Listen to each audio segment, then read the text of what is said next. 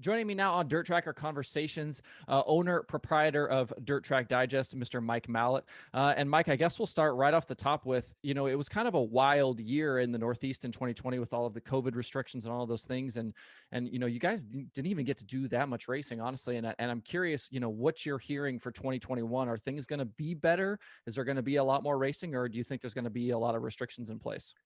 Yeah, it's been who knows? You kind of mentioned the Wild Wild West kind of thing. That's kind of how New York has been. Obviously, last year the restrictions really limited who could open. Fortunately, there was about 8 or 10 tracks I'd say probably got some laps in and were able to go racing. And we were lucky enough to be a part of that with Dirt Track Digest TV and everything that we do there. But I don't know where we're headed, this year. I mean, I know our governor has said it's time to start opening things up, which is a positive sign. I know the Buffalo Bills were allowed to have a certain amount of fans in the stands. So, I mean, roughly 10% given, when you start doing the math, because every dirt track promoter in New York was doing that math. Okay. So the Bills can have 10%. Can we have 10%? That was kind of the feeling. So I'm hoping for the best. The rollout of the vaccine's been good in New York so far. I mean, we are, they're pounding through trying to get as many people vaccinated as possible. So I'm hoping we're back to quote unquote normal. I don't know what the normal is now, but hopefully we'll see that at some point this season. Do I think we'll start normal? I don't think so. And, we're just going to end up, with percentages, hopefully as we go and things kind of go that way. So we'll see. It's not like Pennsylvania where basically the racetrack says, not my problem. We're still going to go, or other states where we were able to kind of travel and see some racing in, Maryland and North Carolina, Louisiana, and those places. So New York, again, your guess is probably as good as mine or everybody living in New York. We're all kind of in that same boat, waiting to see kind of where the governor goes and what requirements and so on and so forth that he'll put in place.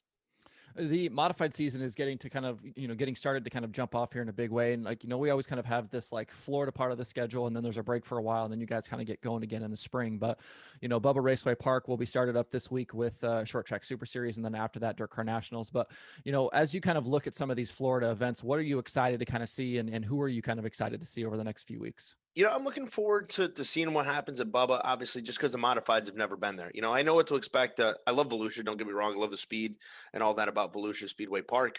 And I'm looking forward to the DIRTcar Nationals as I always do. But definitely looking forward to Bubba just because watching our cars on a different track. I always find that fascinating whenever you get to go to a new track. I felt the same way when I was at Tri-County Racetrack and when I got the chance to go to Chatham, earlier in the year and all of that. And it was really neat to see our cars at a different place. So anytime you can open up a new market or a new audience to our modifieds, I'm a fan of that and love that. So that's why I'm going to say I'm excited about Bubba and seeing the modifieds there.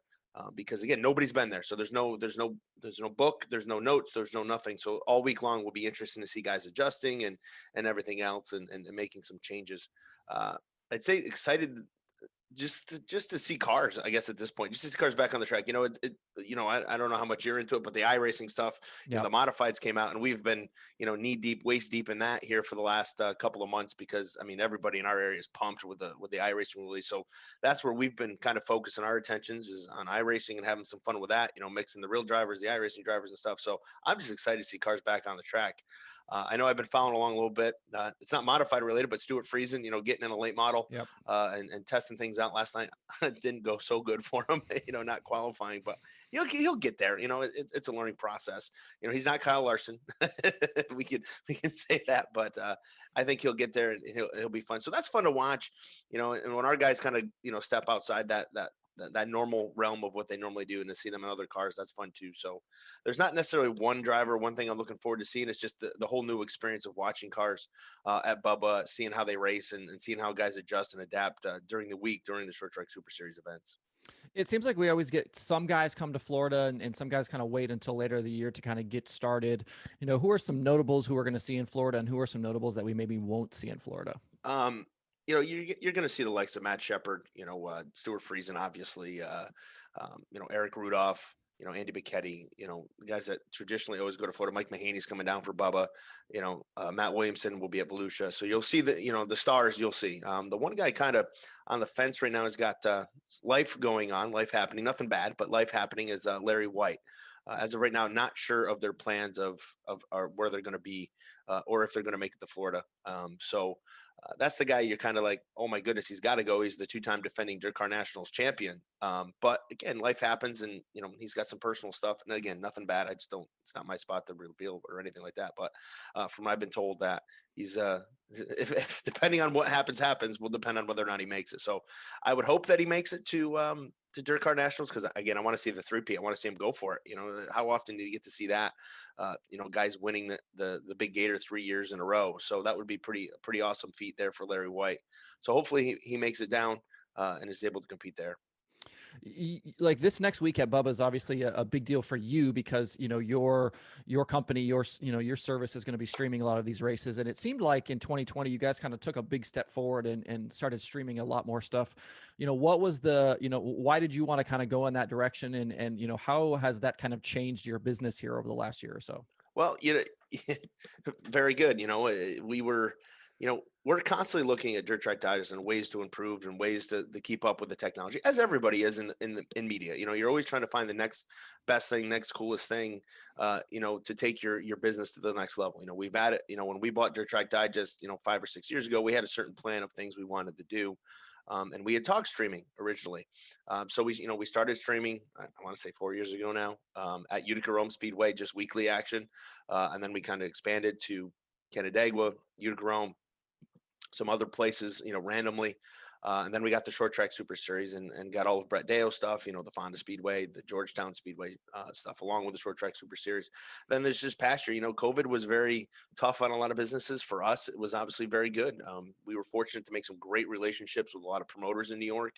And they were looking for a platform to race. They wanted to go racing, and without fans, there's only one way to go, and that's pay-per-view. So we had meetings, a lot of talks. I mean, March and April, my phone was burning up with people trying to figure out how to get back and how to go racing.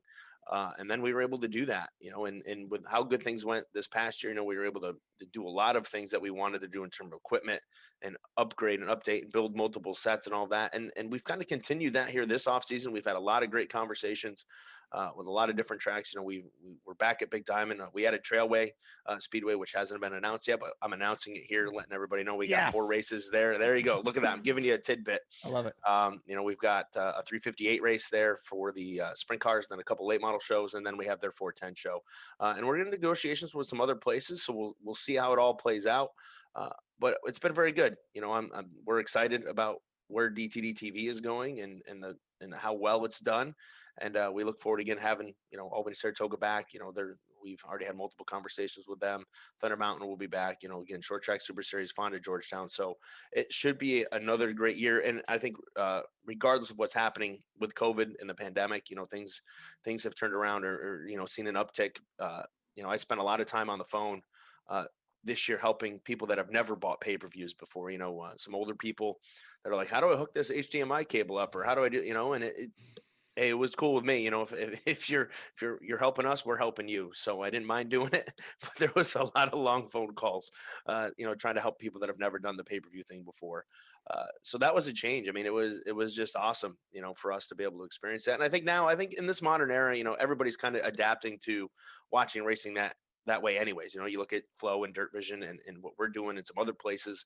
It's just, this is the new way. This is the way things are done now. People still want to go to the races. Like me personally, I don't mind watching racing on TV if I can't go, but my first thing is, hey man, let's go to the races. I want to go to the racetrack. I want to smell the fuel. I want to get dirty. Not that dirty, but dirty. And a little bit. Yeah, right. A little bit. I want to, and there's just something about being there, being able to walk around and chat with everybody and see your friends and all that. We didn't get that obviously this year, but moving forward, for me, I want to be at the track, and that's the kind of thing we kind of argue with Dirt Track Digest TV. We want people to go to the track first, and we want to be your second option. If you can't go, if you're, I know we've had guys in the past, their wife can't go because they got 3 little kids at home, so they can stay home and buy it and watch it, and that's kind of what we want to do with what we're doing, is keep people at the racetrack first, and then have them kind of, buy it as the second option if they can't be there. It seemed like, refresh my memory if I'm wrong here, but that you, like, on a lot of nights actually had multiple broadcasts going on, like on the same night. Is it difficult to kind of handle all of that coordination between, trying to get feeds and streams and people and stuff in the right places?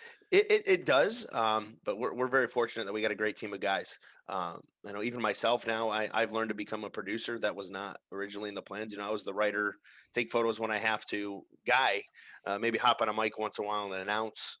That was traditionally what I do, but not this year, man. I spent more time on a laptop producing shows and helping run cabling and setting up cameras and all this stuff that I never thought I was going to do.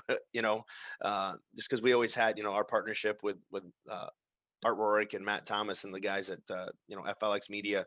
Um, they would handle that kind of stuff. But this year with the growth that we experienced, it was all hands on deck. So there was a lot of weekends, a lot of miles traveled, going from point A to point B for all of our guys. We trained some other new people, got some new guys on board and that were techie people that we figured we could trust and could send somewhere. So uh that's part of it. It's a good problem to have, when you have growth like that and have to start training new people and doing new things and stuff like that. I mean, I've never done a Albany, Saratoga to Georgetown back to Fonda swing before, but I got to do that this year. So it was really interesting. And there were some other points where I was driving to pick up equipment because we needed it. We hadn't received. We ordered a bunch of new stuff, but it just hadn't come in yet. So I'm driving from Albany down to Pennsylvania back to Lebanon Valley on a Sunday, on a Saturday. But we got there. We got there as the season went. We were able to get all of our stuff ordered and purchased and hot spots and all the crazy stuff that you got to have, to do these things. So it was definitely a learning experience and a lot of fun, but a lot of miles in a car on some weekends. You mentioned it a few times now, but it seems like in the last year, couple of years, we've seen kind of expansion a little bit of Northeast modified action kind of outside of your guys' typical Mhm. kind of territory. And like, this last year we were in Louisiana, you mentioned Tri-County North, in North Carolina, Eldora in the past. This year we're going to be at Bristol. Like there's all these different tracks now that have kind of been added. And I'm curious, like, do you see a point where like Northeast modified racing actually kind of becomes even, maybe not national, but maybe more East Coast, versus kind of just your part of the country? Do you see it expanding? I don't see it expanding, and I'm not knocking it because I love dirt modified racing, but I think we're a niche thing. We are a Northeast based entity. We've been that way for a really long time. And everybody, it's funny. We always joke about sprint cars and late model racing in New York. When we look at traffic on our site and stuff, you put up a story about Brett Hearn winning a modified race, and you could put up Donnie Schatz wins the Knoxville Nationals. I got to tell you, the Brett Hearn story is going to get more clicks. Like, it's just our people are we love our modifieds. We love our Northeast brand. And, we love what we have. I think it's cool to see us on a national stage like we've been, with things like Charlotte, the DIRTRACKR Charlotte, DIRTCar Nationals, going to Bristol and all that. And I think that's great. And it's great exposure. But I still just think we're a Northeast based operation. The Louisiana thing is kind of cool to see that kind of grow with what Brett's trying to do there with his Cajun region. In the past, we look back to the 80s and 90s, and our cars were down in that area. I mean, there was a point in time our cars would go from Florida out to Texas and Louisiana. And then there's kind of been this weird migration of some of our cars down there because they run a winged modified series, they call it. I don't know if you've ever seen that. Mhm. And our cars kind of started trickling in to that series. And that's kind of how cars got going down there. And then a couple of years ago, they tried getting things going with one of our series for our modifieds, and it just they couldn't get the support. Uh, I think the time is now, though, for something like that Louisiana Texas thing to kick off. There's a good base of cars. I mean, I'd say there's 20 to 25 guys down there now that have our modifieds. So that's kind of neat to see and see it grow. Do I think that can happen in other places? I don't know. I think it'd be tough, but with the Louisiana thing gives me hope maybe that there'll be some other kind of regional things that we'll be able to see happen like that. But in terms of being national or even all over the East Coast, I just don't see. It's tough because we're our guys. You look at late models and sprint cars. There's a ton of full time guys. This is what they do. They race. They race for a living. They travel for money. All that.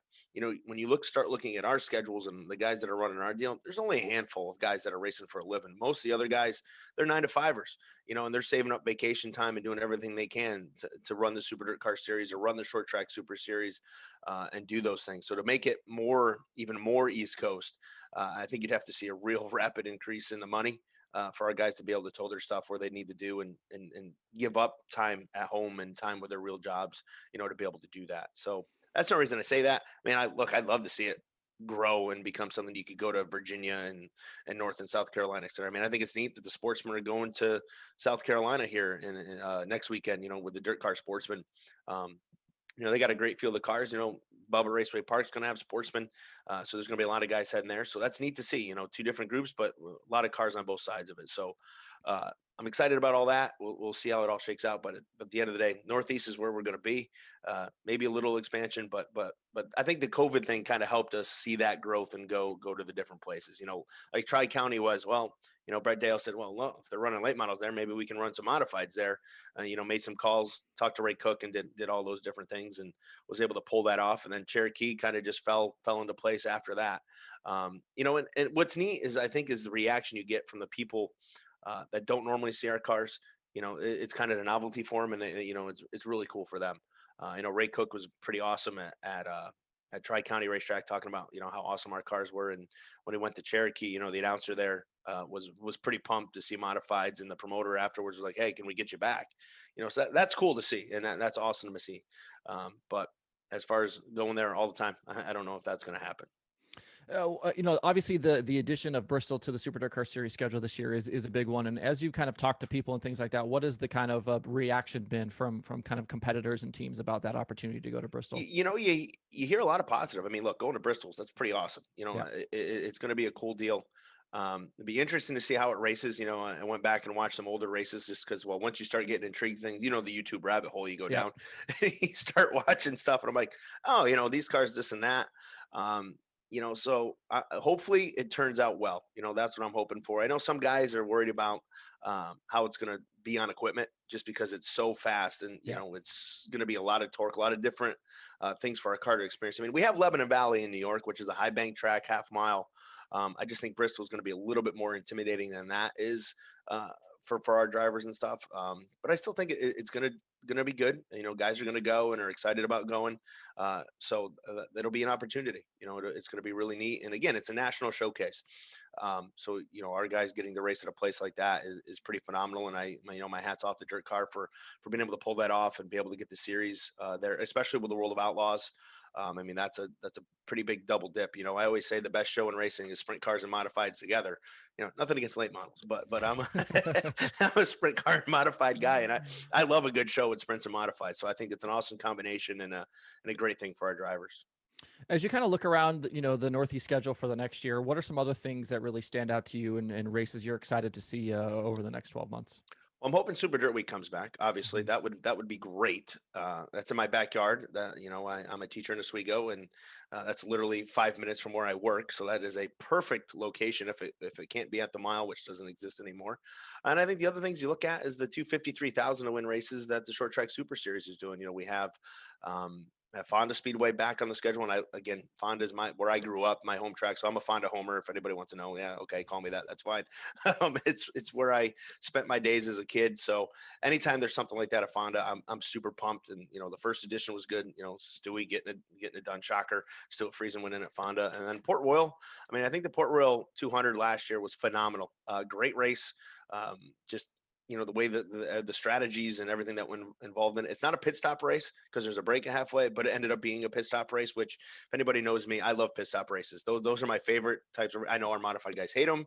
They hate having to have quick fills, all that other stuff. I get it. I love it. Don't care. All right.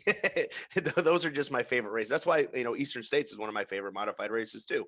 At Middletown, Orange County. I love 200 lap races. I love strategy. We saw that play out at Port Royal, just like we do at Super Dirt Week and some other places. Guys short pitting, because at the break, you pit, you keep your spot in line, but if other people stand on the track, you fall in line behind them. Love that. So you saw guys pitting on 80, and taking tires and so on and so forth. And, Stuart Friesen admitted maybe I should have stayed out and just pitted at the halfway. I would have had a little bit more left on the tire. So anytime there's strategy involved in longer races, I'm all in. So those are the races I'm really pumped about. Right now, I'm just looking forward to seeing modified racing. I mean, so Bubba and Volusia are really high on my list because holy crap, it's finally racing season. It's been snowing and everything else, and just things are, here in Central New York. So you get excited about anything in January and February because the weather's so miserable. Those 253,000 to win shows are certainly kind of a little eye opening a little bit, and I had Matt Williamson on the show here back towards the end of the season, and he obviously grabbed the 53,000 show at Port Royal this year. But how like I guess I'm curious kind of about the history of Northeast modified racing. Have we had like big money shows like that like for a while, or is this kind of a newer thing? I think the 50 grand plus is it's not new, but it's not traditional. You know what I mean? We've had some big money race. I mean, Middletown paid 100,000 for the Centennial race a couple years ago, which was, I mean, that was great. Hmm. Uh, Fantastic. It's unfortunate what happened during that race. There was a big wreck because of rain and all that other stuff, but it ended up being an amazing race. And Matt Williamson, you mentioned him, won it. So, you're starting to see more big money races like this for modifieds, which is good for the sport. Good for modified drivers, to have the opportunity to race like that, race for that kind of money. You look at the sprint car tours and late model tours, those guys get to race for big money like that all the time. Hmm. It's far more common. So to see promoters taking chances, again with Dirt Week and Deo deciding to do two of them. I mean, gutsy moves, but they've proved to be profitable. They've proved been able to make the promoter money. He can make the nut, so to speak, as they say, and as a result, more people are starting to take those risks and try to do it. I mean, I'd love to see more races paying 20,000, 25,000. We have a couple of those. Eastern States paid, I think, 25 this past year. The Outlaw 200 always paid 20,000. So I think that's a good sign for our sport. I mean, it's good for our drivers. It's a good opportunity. And I think you look, they're starting to up the start money too. We're trying to get, the 1,000 to start and things like that, which again, doesn't just help the big guy, helps the little guy that's Helps able everybody. to race their way in. And that's a good thing. For our drivers, because it gives that little guy a chance. Hey, maybe you don't have the chance to beat Matt or Stewie or the other Matt, but I can go there and maybe get a top 15 or top 10 and walk out with a decent payday, and that's good for those teams. So I think it's good, and hopefully it keeps going. I'd love to see a couple more. I mean, it's good. It's good for everybody. I mean, it's good for our ability to. I love covering races like that, the drama, the excitement, and everything. As I said, I mean, I'm a 200 lap guy, but those kind of things are just good for the sport, good for the drivers, and good for the fans. And and again, gives people some different. I know a lot of people had never been to Port Royal before that. They're modified people. They don't go to Port Royal. It's a sprint car track. Hmm. But after the experience there, they're like, man, this place is awesome. I love it. I can't wait to come back. So seeing it come back on the schedule was definitely a plus for all of us.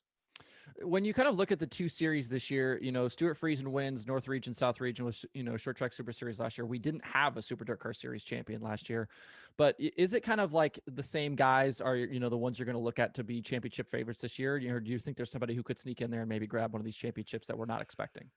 I don't know if you could ever say someone's not expected when you start listening to the guy, like an Eric Rudolph or a Larry White. I mean, those guys could pull it off and are expected. Billy Decker. There's another guy like.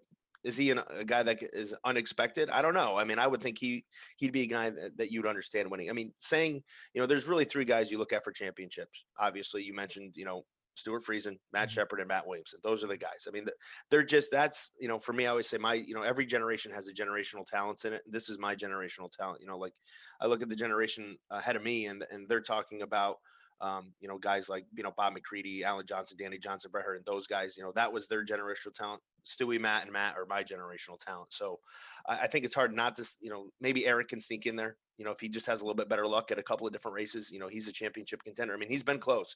He hung with Matt, a couple of years ago. Shepard, that is, he was there in the mix. Billy Decker has, championship pedigree. Larry White's another one that can be there. You look on the outside, it's tough with Stewie running all the short track super series stuff and Matt running now all those short track super series stuff. It's going to be tough. I mean, those guys are on their game. They don't mess around. They're meticulous with their equipment and how they, get ready for races and so on. And I think that's what makes them tough to beat. Matt Williamson, he's got a great team in the Buzz 2 team, great team with Jeff Barrett and the 3 car. So it's two solid teams there. And those guys are hard to beat. When you have teams on their A game that are like them and, they spend money the right way, do things the right way, they're tough to beat. But it's not to say it can't happen. It's just those guys. You're definitely going to watch those guys, and that's going to be your focus. Who are some like younger guys you're looking at? Maybe coming up into big blocks or 358s or sportsmen. Like, who are some of those other younger names that we should maybe be paying attention to this year? I would say the one that I would keep my eye on most, the younger generation, would be an Alex Yankowski. Runs weekly at Big Diamond. Had a couple feature wins this year. Won a big race at Bridgeport Speedway. his career is definitely heading in the right direction. He's moving forward. Starting to get the experience at different places, learning the ropes at different places, and getting a handle. Another guy I watch. I mean, I'm not going to say he's a young gun, but I like Billy Pouch Jr. He's Mhm. another one that if he didn't have bad luck last year, uh, on a couple of the short track super series races, he would have been in the mix with Stu. He just had some just stupid gremlins bite him at a couple of races, and when you're racing Stuart Friesen, you can't have that happen. Like you just can't have failures like that. And I mean, Pouch Jr. is a name. He's a name in Pennsylvania and New Jersey, and that we don't get to see him in New York very often, unfortunately. But he's a guy I would watch. Getting out a youngster. It'd be interesting to watch Max McLaughlin. He's kind of in that realm where now he's going to run for Norm Hansel on the short track super series.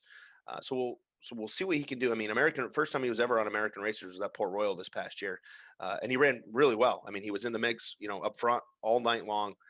So to see what he'll be able to do now, having an opportunity to go to a lot of different tracks. I mean, he's going to go to places he's never seen before.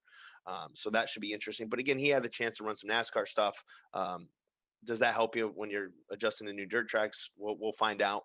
And then of course he's got a good ride. He's coming down to Florida with the Sweeteners team, and that very good equipment there. Vic Coffey and all the guys do a great job putting their equipment together. So there's a couple of guys I'd watch. Especially Yankowski and McLaughlin. Again, those are the younger ones. I mean, I put Pouch in there, but those two guys are definitely up and comers. And Max, we've seen him starting to progress. It took him forever to get that first To series finally win. win one, yeah. Yeah, and I don't know if we call it a series win because it was part of the week long October fast, but I'm going to give it to him anyways. Whatever, he got it. Wasn't a quote unquote series race, but it was a series race, so we'll give it to him winning there at Wheatsport. So I think his ceiling now is higher. Just based on the confidence that he got from winning that race, how well he did at Port Royal in the American Racers, and where he's going here coming up in 2021. One of the things that's always interesting to me about kind of the Northeast is like you've got guys obviously that go run the series, but then everybody kind of has like their home track too that they run regularly.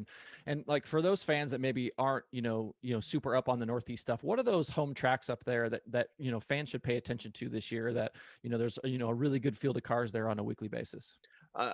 Depending on the COVID restrictions and everything else, I think the hidden gem of this year was Thunder Mountain Speedway. I mean, Thunder Mountain really had it's a southern tier track, and for those that's the southern central part of New York, like near Binghamton, for those watching or listening. So they had a really strong field. They run big blocks, open like an open modified, and then they also run a dirt car 358 division as well. And with Fulton being closed, they had great fields of cars every week. And then when other places closed, just the end of the season and so on, guys were coming from all over. So, you had guys like Anthony Perego, who's, really good at Orange County, popping in and getting a win. You had Mike Maresco, who's the Fonda Speedway Can-Am Speedway champion, popping in there running 358s and big blocks. You have your weekly stalwart, you got Billy Decker there. Sean Walker is another a name in the Southern tier, so that was neat to see. Just in those 358s, you had Ronnie Davis the third, regular Fulton guy, but guys like that coming to Thunder Mountain, and it really was awesome to see that place, a Southern tier place that's just switched over to the dirt car rules, getting guys. I know a couple weeks I was there, Pat Ward and Larry White showed up and ran both. So that would be one of the places I watch. I mean, Fonda, I'll be a homer again. Fonda's awesome. Let's be fair. How can you not be Fonda? And another place always good is Albany, Saratoga. I went there a lot of Friday nights this year. And the racing there is phenomenal. I mean, Stuart Friesen had a great season there, winning a lot of races. But Mike Mahaney got the championship, and hats off to Mike. I mean, it was a great year there. Did a great job. Just being consistent, got a win. And it was good enough at the end of the season to propel him to the championship. And as I mentioned this, I mentioned a guy that, we're talking about young guns. I guess I probably should have mentioned was Mike Maresca. Mm-hmm. 2 championships this year, Fonda, Can-Am. And again, a guy that he did a lot of traveling, went all over the place for a little bit in late models and some other stuff out in Western PA with the Kings and so on. Now starting to focus all of his attention on modifieds. I think you're going to see some good things out of him. He had a breakthrough win 2 years ago in the Outlaw 200 at Fulton, and things are only, kind of looking ahead for him. And after this year, 2 championships, definitely someone to keep an eye on there too. Well, I certainly appreciate the time today and talking modifieds and stuff. But before I let you go, I need the plug, the elevator pitch for the next week of Racing at Bubba. Where do people watch? How do people watch? Why should they watch? All right. Well, you can head on over to DIRTRACKDigest.tv. That's our brand. Tuesday night. You know what? If you want to watch and you don't want to pay for it, watch it for free. We got practice, and we're going to broadcast practice for free on Tuesday night, so you can get a feel, see what's going on, see what's happening at Bubba Raceway Park, and see who's there, see if your favorite driver's there, and all that. You know, we'll give you an opportunity to kind of check it out before you make the purchase. Then, of course, we're there Wednesday, Thursday, Friday, and Saturday night for the Sunshine Swing. Holy cow, I said it without blending the words together. I'm impressed. As soon as I start thinking about that, I mess it up every time. I don't know why. It's like a tongue twister for me for some reason. But yeah, and what's neat with us, we have a Roku app. We have a Fire Stick app, so you can download those and watch it right on your big screen TV from the comfort of your home in your chair. If you want to come to the races, and you can travel to Florida, you can go. I mean, they're open for business, and they're ready for race fans. So if you can make the trip, I suggest making the trip first. But if not, DIRTRACKDigest.tv. We're going to have multiple cameras there. We'll have pit reporters. We got it all. We got a great team of folks heading there. So looking forward to watching myself and seeing how everything plays out and everything works out. But just like last year at All Tech, great guys, and it should be a fun week. So again, DIRTRACKDigest.tv. We got a multi-day pass. You can get the whole week, or you can buy each night if you just want to watch a couple nights. We have that available to you as well. So feel free to check it out, DIRTRACKDigest.tv. And if you're looking just for coverage from it, check out DIRTRACKDigest.com. We got Bill Foley coming up, one of our exclusive writers. He's going to be there. We'll have some interviews for you. Mimi Lazaro, Skylar Kuhn heading down, or Skylar Cool heading down, and they'll be there helping us out, doing some interviews and things like that for our YouTube channel.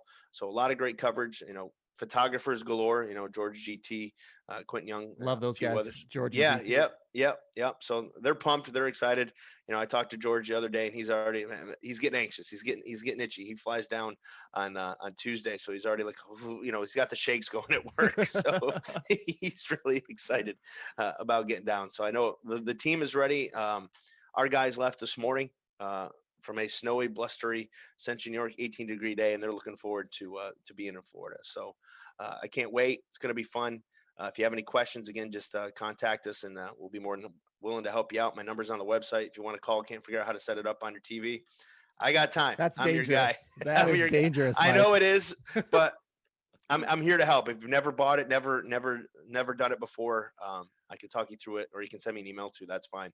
But hey, whatever we got to do, man, that's it. Customer service. I just answer my phone on Friday and Saturday nights. Dirt Track Digest customer service. Mike Mallett here. How can I help you? Well, I love it. Well, thanks for the time today, and good luck with all the stuff this season. All right, man. Thanks a lot. Appreciate you having me on, and best of luck here. Yeah. Glad. I was joking with you earlier. It's nice to see what you're doing here, and this is awesome. I appreciate it.